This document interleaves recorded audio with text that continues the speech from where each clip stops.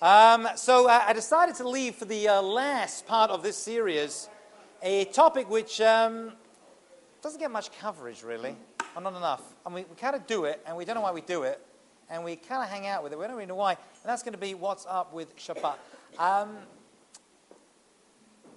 I'd like to share a percentage with you. And the percentage I want to share with you is a 60th. 1 over 60. Has anyone heard that percentage before in Jewish thought? Anyway, 60th, yeah? Yeah? Brett? If something is not kosher and it's mixed in, what? By accident, yeah, what happens? So if a piece of non-kosher food, it's an interesting law, most people don't know this, you are somewhere and you got a nice, kosher food in front of you, cholent, and someone drops in there something not kosher, like a big chunk of ham, which, by the way, is not kosher, in case you're wondering. Yeah. And pork isn't either. I'm just sharing that with you. And it falls straight into this pot. There is a very interesting law that says if there are 60 parts of that piece of ham to the entire contents of another food, and you can't find that food in there, or it's a liquid and dissolves in there, that food is edible. It is called batal b'shishim. It's nullified. It's as though it's not there. Okay? Because the taste of it has dissipated, and it's not there. Mice are not kosher. If a mouse falls into your big pot, and you can't find him in there, or you find him in there, and his little tail looking around, and you go, whoop, and out he comes. And you want to eat that food still because you've got a big party, and no one eats them, though. I don't recommend this, by the way. And this doesn't happen in my house. But the Jewish sources do speak about it because a lot of these creatures were very common in houses. So they would say, 1 second, the kosher food's inside. I've got to throw it away. And the answer is, you're not allowed to. You're wasting the food. If there are 60 parts of that food, to that one part, it's kosher. It's called a 60th batal b'shishim. It goes further. This percentage travels through Jewish life. A person sleeps. A 60th, they say, sleep is a 60th of, anyone know? Death. Death. A 60th is just a taste of death, whatever that means. I'm just telling you what the Talmud tells us. Dreams are a 60th of, anyone know? Reality. Well, to some degree, of prophecy, actually. Right? You have a dream, there's a little bit. So a 60th means it's kind of just there and kind of like not there. It's just like in between worlds. It's from existence to non-existence. Interesting. We could do a whole talk just on dreams one day if you want. We have a whole lot of Jewish sources on dreams, what they mean, and different interpretations. So why am I mentioning all this to you? Because there's one more 60th I want to share with you. There's actually a couple more, but only one more I'm going to share with you.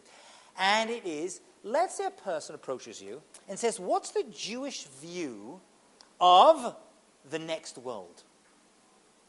We Jews don't really speak too much about it. Christians are very into it. They're always talking about the next world, and talking about heaven and hell, right? And we Jews, when we talk about hell, we're talking about New Jersey. I don't know, we're talking about something else, right? I'm sorry, okay, take it easy. Take it easy. I didn't pick on Long Island. I know who to pick with. So, do Jews believe in the next world? And the answer is, yeah, it's actually a very, very fundamental belief. The soul lives on, and it goes to the spiritual realm after a person passes away. There's a separation of body and soul. Okay, Rabbi, so what's the next world like? What's it like? And I get asked that question a lot. What is the Jew, especially from Christians? Jews don't want to know, right? They just want to know what's for dinner. But the Christians actually, what is the Jewish view of the next world? And the answer I give them, and I'm going to explain for the next 30 minutes why I give this answer. The clearest view in Judaism you get of the next world is Shabbat. And it's called a 60th of the next world. Just like the food example, and the dream example, and the sleep example. So Shabbat is just a me'ein olam haba, we call it. We actually sing about it. A little taste of it. Well, 1 second. What are you telling me? The next world is just like eating and drinking and eating cholent and hanging out and schmoozing and that's it? Well, no. The next world is not physical in any way, shape, or form. But there are other similarities, okay? So we're going to leave that. We're going to go out a little bit, discuss a couple of other things, and we're going to come back to this idea of why Shabbat actually exists. And you know what? I had one kind of opportunity for this last class. I could have chosen any real Jewish holiday. I could have chosen Yom Kippur. Right? All the Jews go to synagogue Yom Kippur. You can't. The place is packed. New outfits, new pocketbooks. I could have chosen, Rosh Hashanah. Right? But Shabbat was what I chose to speak about because Shabbat is the biggest Jewish holiday. It's all about Shabbat. It's so big that it even goes back and precedes the Jewish people. We know that the world was created in 6 days, and then there was rest on the 7th day. And the rest is called menucha, which isn't just kind of sitting back. It's a very deep rest a person is meant to find themselves in. But before we get to that, there's something very interesting. Have you noticed how we have different astronomical cycles? There's a 24-hour day. There's a 30-day month. There's a 365 and a bit day year. And these are all cycles which we know, observe, and follow. Is there a 7-day cycle? And the answer is no. There ain't nothing happening in the universe that is 7 days. Yet the entire world keeps a 7-day week. Just think about it for a second. And everyone follows exactly the same week. First of all, it's amazing everyone follows a 7-day week, which doesn't even exist. You can't see it anywhere. And everyone follows exactly the same 7-day week. No one starts it like midweek. It's not like in China, Wednesday's the weekend. Everyone follows pretty much, as far as I know, or maybe there's some kind of like tribe somewhere that doesn't, but everyone follows the same 7-day week, the entire world. And the only source for a 7-day week is from the Torah, or for the non-Jewish nations, the Bible. They all follow the 7th day. Isn't that interesting? It's almost as though there's a natural rhythm that exists in this world. And it goes 1, 2, 3, 4, 5, 6, 7, and then goes back to 1 again. And everyone's following the same kind of pattern. We're all part of it. And maybe that's why Shabbat didn't just begin at Mount Sinai, which we spoke about already, but it began at the beginning of creation, because the whole world is part of this thing. Now, the way we Jews celebrate Shabbat is not like anyone else, the way anyone else celebrates it. I'm just talking about the pattern of day, that there is a thing called work, and there is a thing called rest. Now, how we define rest is going to be a discussion, and we can have that. But just for now, think about how the world itself is in a pattern of 7. And this world, actually, say the Kabbalists, is all about the number 7. There's a 7-day week. There are 7 colors of the rainbow. There are 7 notes in a musical scale. And what happens after 7? Da, da, da, da, da, da, da. And it goes back to beginning again, just 1 octave higher, right? Is that right? So it follows the same pattern. It's almost as though we're kept inside this revolving 7-day world. Now, the number 8 does occur in Judaism. And when we talk about Hanukkah, which we'll be doing next semester, we'll talk about how 8 does play a part. But for now, we're following the idea of 7-ness, okay? And whatever the 7 is, it's going to take us to a very, very special place. So I'm going to read through a couple of the verses as the Torah describes them, and let's look at a few key words, because by now you should have realized that Hebrew words are very important. We spoke about that. And Hebrew words, especially from the Torah, will give us certain indications. They're like signposts. They reveal things to us. Languages reveal things to us. So the Torah talks about Shabbat in very, very important and glowing terms. And it says, Zachor et Yom HaShabbat. You shall remember the Sabbath day. Does anyone forget there's a weekend? Why would the Torah say you have to remember the Sabbath? What does remember mean? So I've read a couple of explanations of this, and we're going to try to build up the picture. And one answer is, you can forget. A person can forget what they're in this world for. A person can spend their entire life working or thinking about work 24/7. It's a natural thing because we build the world. Because God created the world in 6 days and rested. So we could also keep building, but Suddenly the Torah says you've got to stop and remember. Now the word is Shabbat. What does the word Shabbat actually mean? So it's got a number of interpretations. One is to rest, which is okay, but our view of rest may not be exactly close to what the Torah means when it says Shabbat. But there's another word encoded in there, and that is to shuv. What's shuv mean? To return. To return. So one of the 7 days, we're returning. And interestingly, Shabbat is the only day of the week with a name. All the other days of the week are just numbers. Do you know that? Sunday in Hebrew is Yom Rishon, day 1. Monday is Yom Sheni, day 2. Tuesday is Yom Shlishi. You're following the pattern. And suddenly we get to this day called Shabbat. And we stop, and it's the only day with a name. Now, if it's got a name, it kind of means something. And all the days before are building up to that point.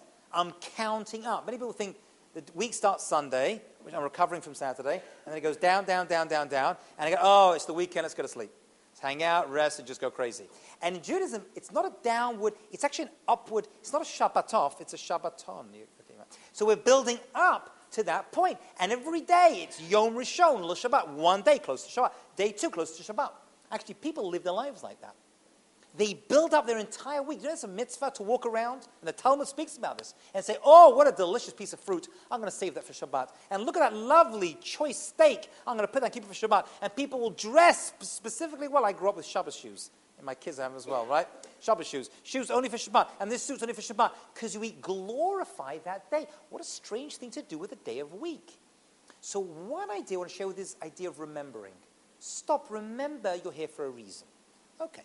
I mean, we could do that any day, but Shabbat was chosen for that, specifically that day. In other words, if it was just a rest day, wouldn't it be better to make Shabbat the last 2 hours every day? I mean, just imagine that. We got a 7-day week, every day is the same, but the last 2 hours from 8 to 10, it's Shabbat. Now, that'd be restful and relaxed. Imagine that. You can't phone me, you can't contact the rabbi. My life would be so fantastic. Actually, I may institute that, actually, in addition to Shabbat. But wouldn't that be amazing? Everything stops. Now, that would be a better way for a person to rest. But that's not the way it is. One entire day, that means 1/7 of our lives are spent in suspended animation. And and everyone else among the Jewish people are doing exactly the same. What are we doing? We're returning. And we're remembering. What are we remembering? That we're here for a reason. We're here for a purpose. There is a mission. It can't just be all work. So we've got to stop. Shove. Return. Return where? Return to your family. Return to your friends. Return to yourself. Return to God once a week. Not a bad thing to do. We are forced to have a spiritual element in our lives. Now, the other nations have 7-day weeks, but they didn't have this idea. And Jewish people, historically, from the time of the Greeks, the Romans, actually called, and the Egyptians even, saw us as lazy people. What are these people? They're stopping all their work. And there are many times in many societies where Jewish people actually used to get involved, it's hard to believe this, in a lot of physical labor. Right? I know now they own the companies.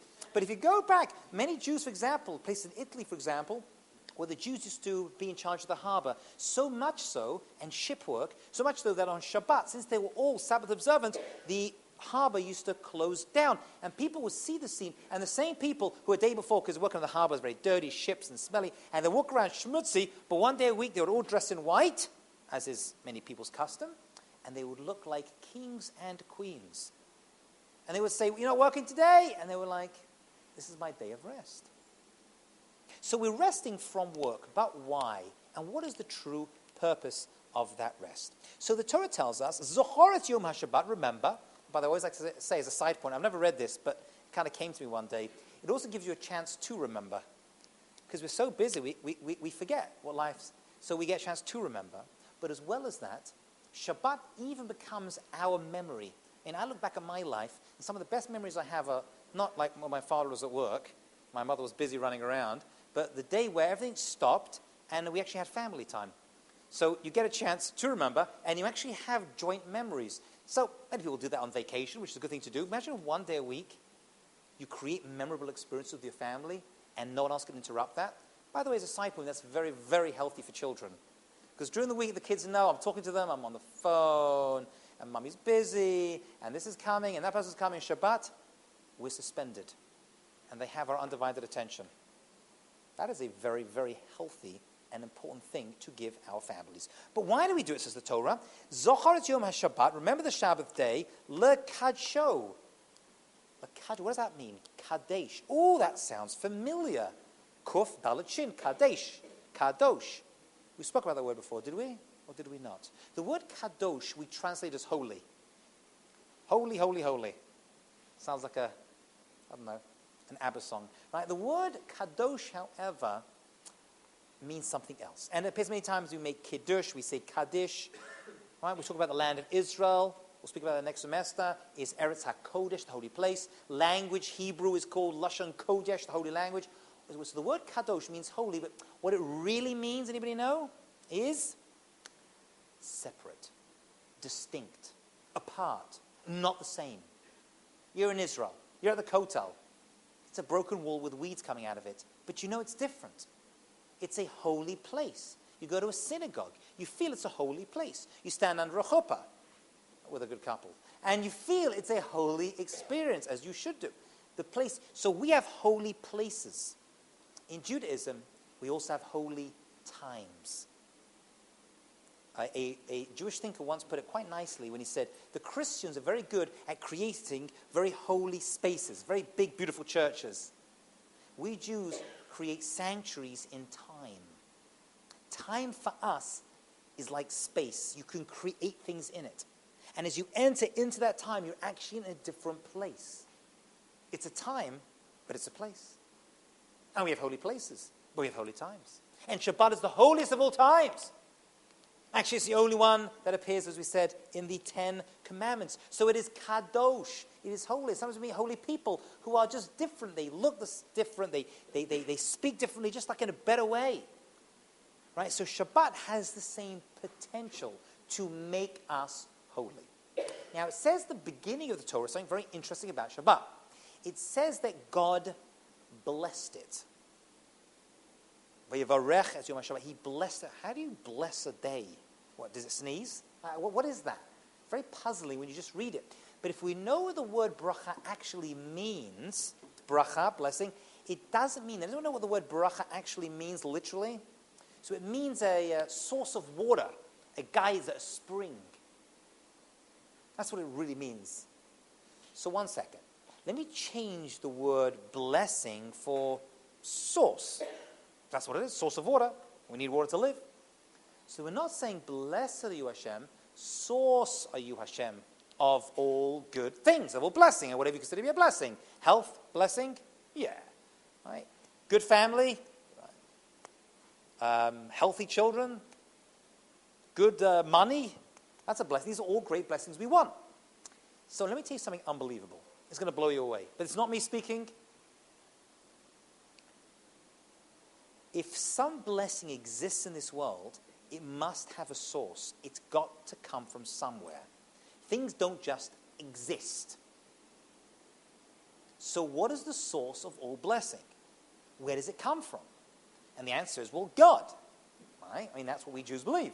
God brings blessing into this world. And we all want some of it, don't we? We want to tap into that energy. We all want good things. We want good jobs, and we want good husbands and wives. We want good children. We want a lot of blessing in our lives. And we're asking for it. We Jews are very into asking for this stuff. We should be. It's got a source. Where does it come from? So the Torah told us from Shabbos.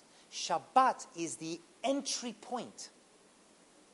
It's the system God used to fill the world. And the analogy that is used by the Kabbalists to explain this so beautifully is a garden. And you walk through this beautiful garden, and there are lush trees, and there's flowers, and there's fruit. And you're like, wow, it's like such a dry day. How does all of this get? And then you see right in the middle of the garden, there's a beautiful source of water coming up, a spring. And there's little rivulets that are going out, which are feeding all of these trees and all these fruits. That, to the rabbis, is the week. The entire week is like, the Kabbalists say, is like a wheel. You've got Sunday right through to Friday, and in the middle is a thing called Shabbat, and all the source that keeps those days going is Shabbat. That's what does it. You want blessing? You go to Shabbat. I mean, all these people go to Kabbalists. I don't know if you've seen this, like custom or great rabbis for blessing. That's a nice thing to do. I'll give you a shortcut. Go to Shabbat. Because it is the source of all blessing. Actually, that's what we refer to. We call it as the Makor HaBracha. We actually sing those words on Friday night in the synagogues. Ki hi Makor HaBracha is the source of all blessing. And I mean all blessing. Wife, husband, family, children, health. It comes from that day. God created the world around the Shabbat. That's the middle point, like a spoke, the middle hub within the wheel that keeps everything else going. So that's what these sources say. There is another expression I want to share with you, and it goes like this. We actually sing this on Friday night as well. We sing about these things. Shabbat is all about singing because it's a very joyful day. And it goes like this. Sof ma'aseh b'machshava tchila. I shall translate those words for you. The end of all maaseh action, sof ma'aseh b'machshava tchila, starts with thought. I mean, in common English, you begin with the end in mind. God began with the end in mind when he created the world. That's the system. In other words, everything that was created is more important than that which became before it because it's more of a goal. You with me? You want to start a company. What's the first thing you do? Well, the first thing you do is decide what your goal is. Goal is to make money. That's why you start companies, right? Then you work backwards. You begin with the end in mind. The end is to make money. Then you say, okay, so what do we need in the market? There's not enough bananas in Manhattan. Okay, great. So let's find a store which could hold bananas, and then let's buy computers. You don't get a store and be like, okay, what should we sell? It doesn't work that way. You start with the end in mind. You don't get on the airplane and say, okay, so everyone, where do you want to go? You can have like 300 different suggestions. You start with the end in mind. So God created the world following that exact same system. First of all comes heaven and earth. That's really important. But you know what's more important than that? The bit that comes afterwards, right? The vegetation.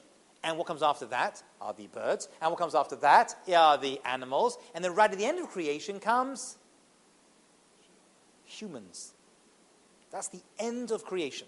So, boop, boop, boop, boop, boop, we go through. Now, we humans come after animals because we need the animals. And the animals come after the vegetation. They need the vegetation. And the vegetation comes after the... So whatever comes later is the most important. So you would have thought, okay, so the most important thing is humans. But then something really, really strange happens. Humans are created at the end of the 6th day. But on the 7th day comes this thing called Shabbat. So just following that theory to its logical conclusion, what's more important than humans? Shabbat. Whatever the Shabbat thing, it actually supersedes the idea of humanity. I mean, I'll say even better. It's the whole purpose of humanity. Everything in creation is coming to take us to that final place, that final point. But why? I mean, why do we even need it? So the Torah tells us a very interesting thing. It says, well, Jewish sources, I should say, they say that one of the greatest things a person can do is be like God. Now, I don't know how to be like God, really. But God has certain traits that he displays in this world. And one of the amazing traits that God has is that he created in 6 and then rested on the 7th. Which means if I follow the same pattern, that I work for 6 days, or study, or do whatever I do, and then one day, right at the end of that system, I stop and rest, I'm being like God. Now, that may sound like a really strange thing. What are you telling me, Rabbi? We Jews are trying to be like God? And the answer is, to some degree, we are trying to be like God. Meaning that we are not just physical beings, we are also spiritual beings. And God is the ultimate spiritual being. So by following the same pattern, God is leading by example. He's saying that Sheshes Yom Tavod, you shall work for 6 days. For Yom HaShivim, on the 7th day, you shall rest, because you've got to be like me. What? I mean, I can be like God? He goes, if you want to, you've got a choice. But if you follow the pattern we're following over here, you actually get a chance to fulfill the most spiritual thing a person can have, and that's to be like God. And if you were to do that, you can tap into the source of all wonderful and beautiful blessing. And you can become holy. Actually, holiness is synonymous with Shabbat. Because without one day of stopping all the crazy insanity that is involved in our lives, and really 2012 is not comparable to 1912, which is not comparable to 1612, because things have got so insane that we don't know where to stop. So now we have an opportunity to just stop and do something we just don't usually do, and that is to think. And you can't become a God spiritual person unless you spend a little bit of time just stopping and thinking. I want to go back to what we began for just a moment. We started by saying that there are 6 days and then 7th day, and then we said there's a thing called the next world, and Shabbat is like the next world. So check this out. There's a saying of the sages that says the following: if a person prepares their food on Erev Shabbat, that's the day before Shabbat, Friday, they get to eat on Shabbat. Now, trust me, that's a very obvious statement. Of course, you're not allowed to cook on Shabbat, according to Jewish law. So, obviously, if I want to eat on Shabbat, if I want to eat the children's on Shabbat, then I've got to prepare my food before Shabbat. Right? Well, that statement is a good piece of advice, but it's also telling us something else which is really important, which is this world are like the 6 days of creation, the world of action, the world of doing. We get to achieve, hopefully, greatness in this world. But there's going to be a point when our souls leave our bodies and go into the next world. At that point, what can we do? And the answer is nothing. We just enjoy the spiritual pleasure of having achieved what we did in this world. So 1 second. Let's just put those 2 points together. It's a little bit tricky, but it works out nicely in the end. Trust me, I'm a rabbi. I work my entire life, and then I get to enjoy the fruits of my labor. My soul does in the next world. Whatever that means, I'm not too sure. I don't remember being there, but that's what we're going to. So, say the rabbis, we have a microcosm of that as well. And what is evidence of that? You work for 6 days, and then you reach Shabbat. On Shabbat, it's like you're dead. You just enjoy what you prepared. And if you prepare yourself on Erev Shabbat, you get to eat on Shabbat. And if you prepare yourself in this world, say the rabbis, you get to eat and enjoy the fruits of your labor in the next world.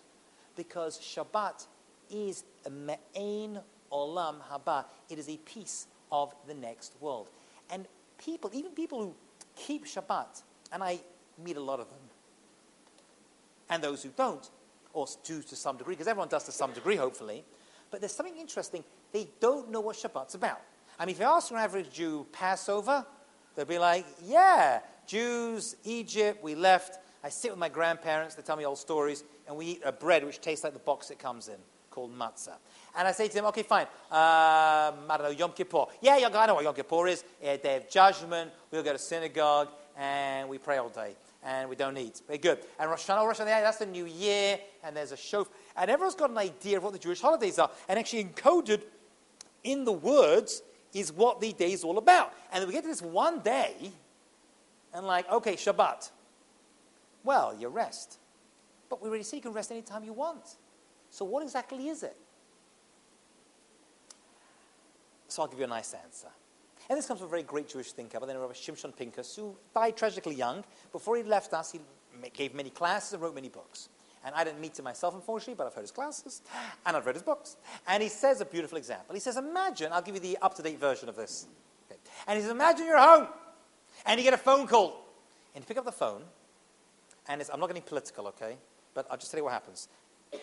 The president, whoever you decide to be the president, is on the other line, okay? And you're like, hello? Like, hi, Jackie, how are you?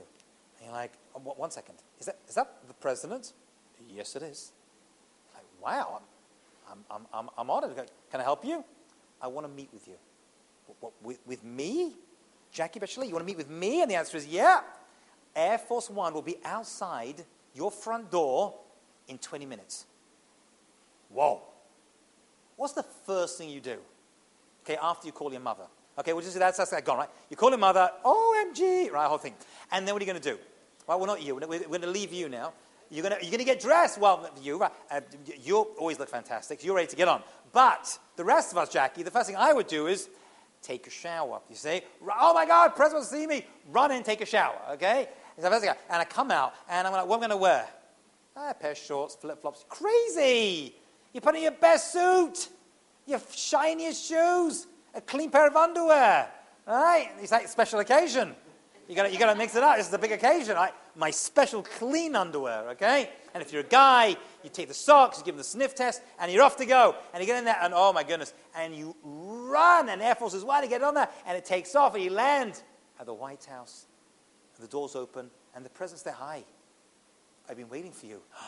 You feel so awesome, my goodness. And he says, I bought you a special meal. We've had a long journey, and I got some delicious food.